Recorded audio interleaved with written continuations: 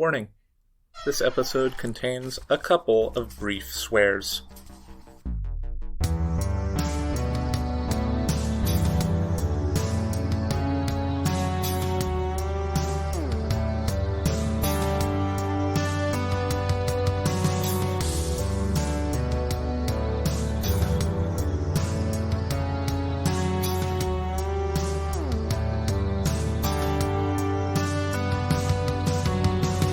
Hello, and welcome to Tales from the Trunk, reading the stories that did make it. I'm Hilary B. Bisniaks. Listeners, I'm very excited personally to be checking off another author bingo square for myself for this show by introducing Ruthanna Emrys. Ruthanna, welcome to the podcast. Thank you. I'm glad to be here. Absolutely. I had not conceived of this podcast when I first read Wintertide, but as soon as I conceived of this podcast, I was like, I want her on this show. So I'm very glad that that's actually been, actualized now. So we're here today to talk about your new novel, A Half-Built Garden, which will be out at some point in the future. I definitely... July 26th. Perfect. Will be out July 26th. I meant to look that up before I started, and then I forgot. Is there anything we need to know before we get into this excerpt? I don't think there's anything that... Well, I suppose it depends. Would you like me to read the first chapter, which is my usual reading, or the second chapter, which has aliens in it? I think the second chapter. Alright, so in that case, what you need to know is that Judy Wallach-Stevens is up late with a small child and therefore has been on call for water quality management for the Chesapeake Bay Watershed Network, and Fantastic. There has suddenly been an emergency call, which she brings the kid out to in the hopes that it will get them to go to bed, and in the expectation that it's a false alarm. It is not a false alarm. It is an alien spaceship that is dropping some of its waste into the Potomac. I would say we love to see it, but that seems suboptimal. If you're a water quality manager, you're kind of annoyed to see it. The spaceship is putting out signals of various human music, which after some discussion with people around the world trying to crowdsource what is this and what are they trying to do, they determine are all pieces of music from various pieces of broadcast media involving friendly aliens.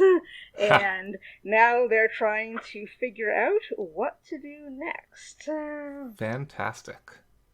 So she's out there with her wife, Carol, and her daughter, Dory, and a bunch of people who are sort of the 2083 equivalent of call a friend, try to figure out how to solve this problem. Nice. Carol, I said, weren't you working on a radio transmitter for your sweater swarm? Could we mod that to send a response?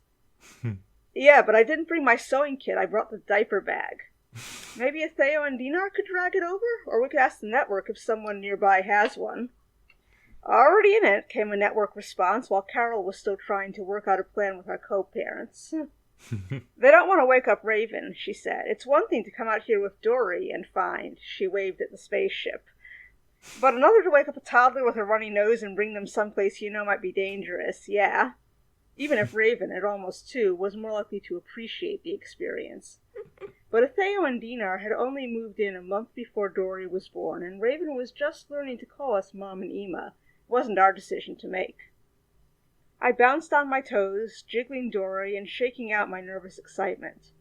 I watched the network traffic as people arranged to bring in a radio transmitter, more sensors, a better sample kit than the one I'd packed for basic nutrient protocols.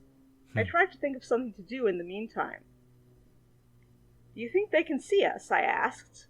I tried to imagine how we'd look to an observer who'd never met humans before. 2 hairless primates standing side by side, one carrying an infant. Would they notice that Carol was taller and broader across the shoulders, or that my eyes were brown where hers were hazel? Would they even be able to separate us from our tools? Understand that my denim and Carol's cotton dress were clothes rather than skin? That Dory's infant curls were part of her, while the smart male mesh helmeting our adult scalps came off at night? We don't even know if they have eyes, said Carol. She hugged me, and I realized that I was shivering in the clear winter night. Her touch brought the world beyond the palace back into focus. The bare-limbed maples and pawpaws, the dry, whispering grass, the splash of the Potomac against the cliffs. Dory, head resting heavy and warm against my chest. I breathed the moment of miraculous stillness about to break against the unknown. Amid the shiver of the alien construct, near the base of the closest peak, something moved. I flicked back to night vision, added a standoff chemical scan. We clung more closely. What are we doing here? I whispered. We're not qualified for this. I've repped the Chesapeake in carbon negotiations one time. She shrugged against me.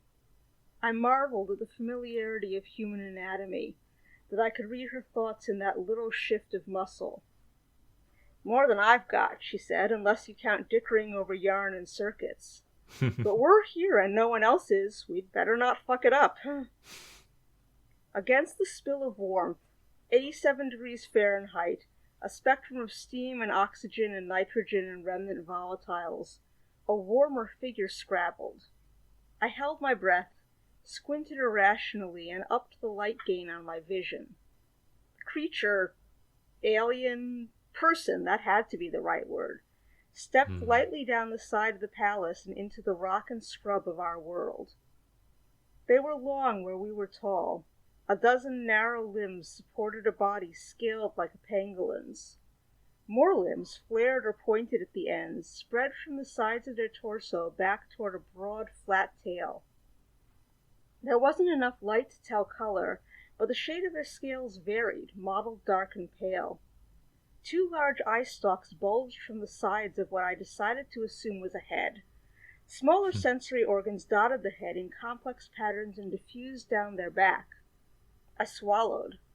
The realization that I was still recording, that my next sentence would be remembered for as long as humans kept records, froze my thoughts and my tongue. The alien tucked their tail under themselves and rolled back so that they lay rocking on the curve of their own body. Limbs scrabbled to sweep pebbles from beneath, and they tapped their dark belly. Small antennae or cilia covered the glistening skin there revealed.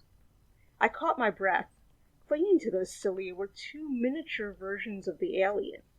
One bent its head back, twisting sideways to point an eye at me. It let out a whistling warble, which the other echoed at lower pitch. Dory twisted her own head around, lips parted in delight. Bah! That's for history, I told her. I knelt down to match the alien's new height, and Carol joined me. Welcome to Earth. What's your name? The alien brought 2 pairs of limbs together, drawing one across the other like a bow.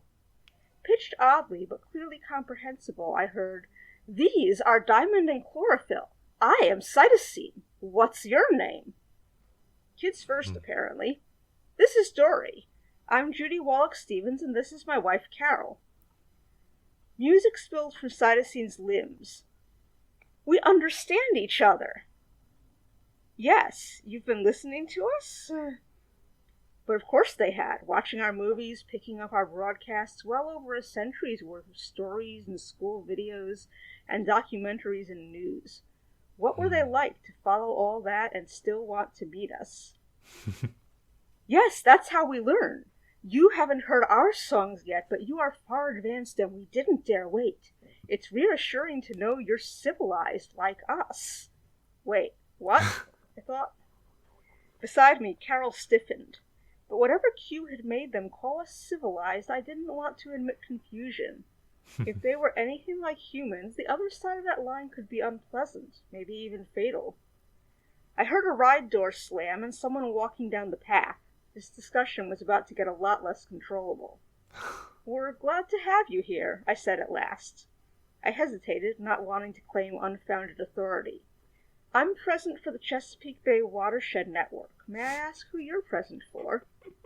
Simulated human laughter drawn from Cytosine's bowstring limbs, somehow eerier than words produced the same way.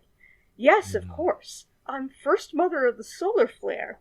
Limbs pointed at the spaceship behind them. Here on behalf of all the families of the Rings, we can help you escape this world. I pulled Dory close. Escape it? Why? Scenarios tumbled through my mind.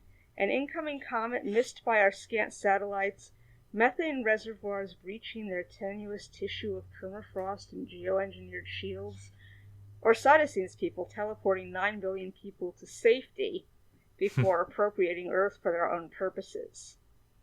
Hello, called a voice behind me. Radio Free Terra is on the... Oh, shit.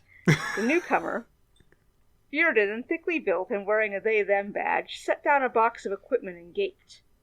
You're late, Carol told them. We're past exchanging radio signals and on to... She trailed off, and I wasn't sure how she should finish that sentence either. Cytosine, this is Redbug. They build old-style radios like you used to send those songs. Probably the solar flare had simulated the radio electronics with some sort of advanced computer. Then again, maybe they had a geek in the depths of their ship who enjoyed tinkering with circuits as much as Carol did. I pictured a beaver pangolin hunched over a workbench, swearing at uncooperative flyers. Whether Cytosine intended threat or apocalyptic warning, their people must be as weird and varied as us. The thought kept me from spinning off into flights of panic speculation. But the distraction served another purpose. I posted the question to the network. If there was a comet, someone could redirect telescopes. High methane readings would trigger a cobweb of dispersed sensors. Query sent, I steadied myself. Why do you think we need to escape? Cytosine curled more tightly, stroking Diamond and Chlorophyll. Mirroring my embrace of Dory? All species must leave their birth worlds, or give up their technological development, or die. You are very close. Is that a philosophical statement, or are we facing a specific danger? Redbug glanced between us, obviously fascinated, but also obviously even more nervous than I was. I'm just going to be over here, setting up a base station, okay? Carol waved them toward an open patch of moss-covered rock. Cytosine had been rocking a little. Thinking? Philosophy and empirical observation. Species breed out into vacuum or die amid their own poisons at the level of technology you have now. All of them? Carol had that tone in her voice, the one that caused sensible people to back up and scurry for citations. This is the fourth world we've visited after picking up signals, and the first where we've arrived in time. Maybe because we're doing something right, I suggested, more sharply than I'd meant to. Never done this before, don't fuck it up. Because you're closer. Your planet is 160 light years from the rings. We could build a tunnel as soon as we found your signal and arrive within the survival window. Why won't you believe me? That rocking again. Frustration, maybe, or anger. Your world is pushing the edge of your species' temperature range. Your seas are scarred by barren patches. Your atmosphere is out of balance. Have you not noticed? Of course we've noticed, I said. We've been doing something about it. Worlds aren't meant to support technological species. They're birthing burrows, not warrens. Their voice rose in exasperation. How closely had they studied us to catch the melody of our language as well as the words? But what should we make of that effort? Chlorophyll let out a high, keening cry. They didn't sound much like a human baby, more like a miserable cricket, but the distress was unmistakable. Diamonds joined in at lower pitch. Then Dory, of course. I busied myself trying to comfort her, grateful for the respite. Perhaps that was why Cytosine had brought their own kids out. The children had diffused a tense diplomatic parley. A few arguments at those carbon negotiations would have benefited from the interruption. I think she's hungry, suggested Carol. Them too. I saw what she meant. Cytosine's belly glistened more brightly, and two long triple-forked tongues licked out across it. Shrugging, I pulled down the side of my shirt and let Dory suckle as well. I shivered and pulled the wrap close. Aching warmth pulsed between us, pulling me back to practicalities. Look, I said to Cytosine, leaving aside the philosophy, what are you actually asking us to do? Limbs scraped out speech. Leave and join us. The hell, said Carol. I put a hand on her. We will share everything we've learned, continued Cytosine. We will show you how to build tractable environments, make space around your star to grow and thrive. We will show you the secrets of tunneling. We'll make new symbioses together amid the great cloud of worlds. We will be sisters. My sisters don't usually come to my house and demand I move out. That sounds pretty exciting. What are you going to do with the Earth after we move out? Cytosine rocked back, eliciting squeaks of complaint. I told you, we're a technological species too. We aren't meant for life on worlds. I took a deep breath, held Dory tighter. And what are you going to do if we say no? More rocking. I don't know. We thought you were like us.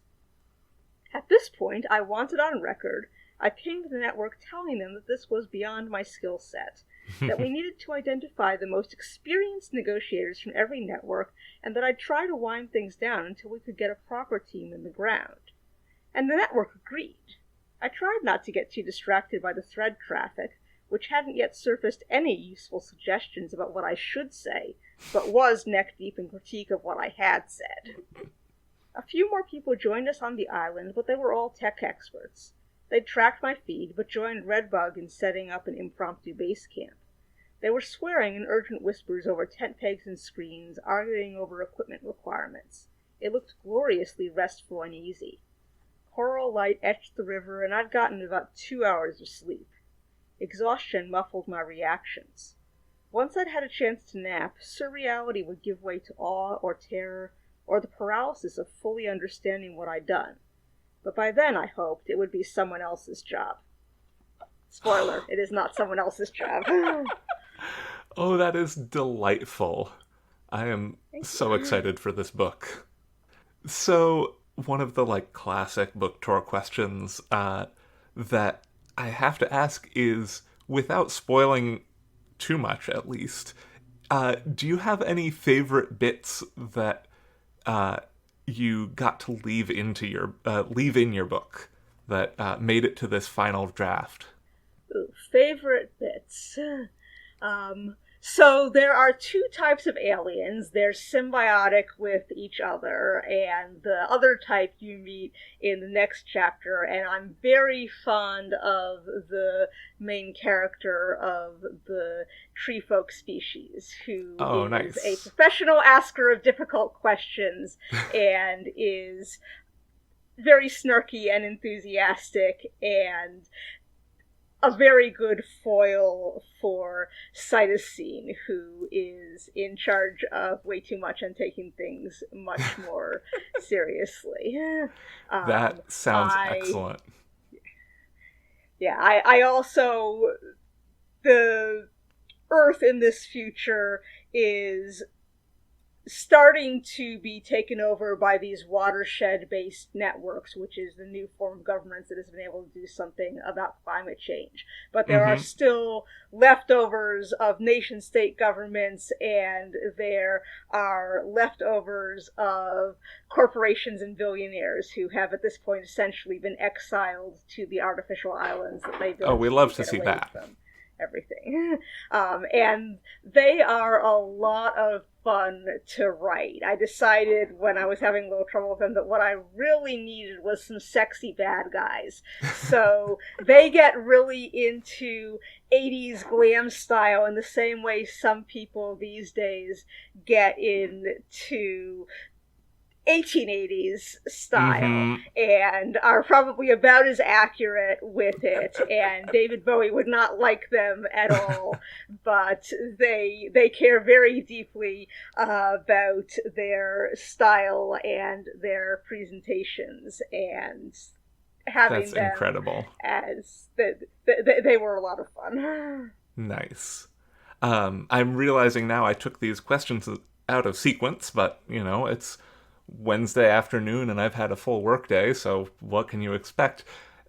This being Tales from the Trunk, Do you have any bits that just didn't make it into this final draft that you really are sad didn't make it? So originally, one of my ideas for this was that it would be about alien invasion in the sense of invasive species, that you would have very friendly sapient Oh, uh-huh. aliens, and that the one of the big conflicts would be about non-sapient species that had tagged along in the spaceship getting into the local ecology and that being Mm-hmm. an issue. And while I did a little bit with that, it really didn't end up being a big part of it. Mm-hmm.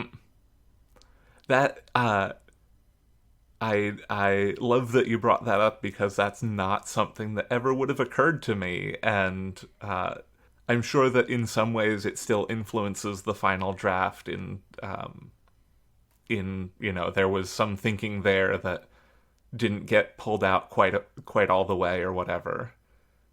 Yeah, But it's a very ecological book, but at the moment there's just some argument about bacteria and mm-hmm. pollinators and cytosine having great deals of trouble understanding why anyone would care if some of the regular pollinators got out onto Earth, but I didn't do a ton with it.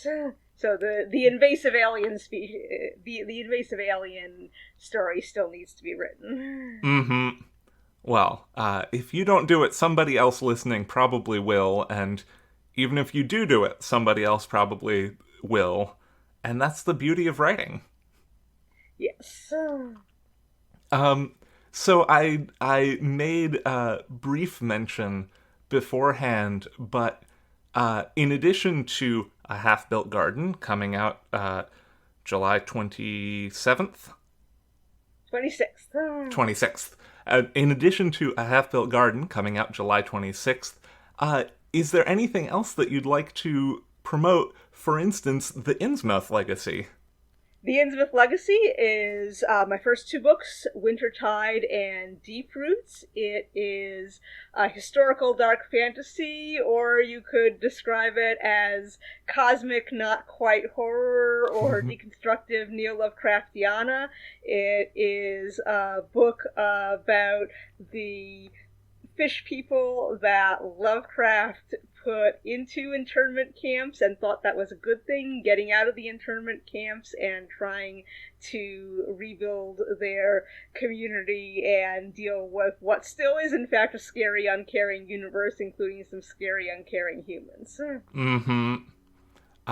They are books that I absolutely adore and would make racist Uncle Howard deeply uncomfortable, and I am so here for that. Yes, I think of them as love-hate letters to Uncle Howard, because there are things in Lovecraft's mythos that I adore. His aliens, for example, are Mm-hmm. really delightful and not quite as scary to me as they were to him, and things that I find really deeply upsetting. And so it's a book by, about, and for Lovecraftian monsters. Fantastic. We do love to hear it. I will just give a shout out to Seanan McGuire's pitch for Wintertide that was, it's Lovecraftian monsters, but make it gay. Lovecraft would hate it. Which was all the pitch I needed to pick this up. Gosh, whenever that was now, I like the pandemic has compressed time so much It that I was in the remember. before times. Yeah, it was the before times. But Shonen always has very nice things to say about my books. I appreciate that. Yeah, I This really book is much appreciate. gayer. Mm-hmm. I really appreciate and hope that I can do that same thing, albeit with a smaller platform than Seanan McGuire. That like there are people out there who are really like, I don't think anybody knows about this book, but I love it and I want everybody to know about it. So, doing what I can for the community in that regard. in that spirit, is there anything that you've been watching, listening to, otherwise consuming that you're really excited about and you'd like to tell our listeners about? We were talking about invasive species, and I really loved Amelia Gorman's Guide to Invasive Species of Minnesota, which is a collection of poetry that is all around this future Minnesota Oh, that cool. has sort of the same invasive species that are in Minnesota now, but they've all gotten strange, and different types of life forms have combined and merged into each other, and it is strange and fabulous and ecological and weirdly hopeful. Oh, very cool. I don't read a whole lot of poetry. I've never read a whole lot of poetry, which I think is kind of a failing on my part, but that sounds extremely up my alley. And listeners, I'm sure if that is something that is up your alley, that you will be delighted by it too. Links, as always, will be in the show notes, so you'll be able to find that from fine independent booksellers everywhere. Yeah, and then I'm currently about 15 minutes of reading from the end of Rika Aoki's Light from Uncommon Stars, which Oh, is nice. also strange and combining 5 different subgenres and extremely queer and about the power of art and legacy and changing legacy, and is as soon as I get off this podcast, I am going to go and read the last 15 minutes of that. Excellent. I've heard so many good things about that book, and I'm very much looking forward to reading it myself. The TBR pile is never ending, but we find It really ways. is. Ruthanna, finally, before we go, where can our listeners find you elsewhere? I have a Patreon that is under my name, and which I don't update as often as I should, but more than I do most other long-form stuff. I also Fair. have a weekly review column with Ann M. Pillsworth, Reading the Weird, on Tor.com. We are currently going back and forth between short weird fiction and N.K. Jemison's The City We Became. And Fantastic. we go at weird fiction with a Queer Eye and Girl Cooties and a combination of deconstruction and squee. Fantastic. And then I'm also on Twitter as our Emrys. Excellent. Links to all of those things will be in the show notes. Ruthanna, thank you so much for coming on the show. It's been such a delight. Thank you for having me. It's a pleasure to be here. Of course. Tales from the Trunk is mixed and produced in beautiful Oakland, California. Our theme music is Paper Wings by Lillian Boyd. You can support the show on Patreon at patreon.com/trunkcast. All patrons of the show now get a sticker and logo button, along with show outtakes and other content that can't be found anywhere else. You can find the show on Twitter at Trunkcast, and I tweet at HBBisnieks. If you like the show, consider taking a moment to rate and review us on your preferred podcast platform. And remember, don't self-reject.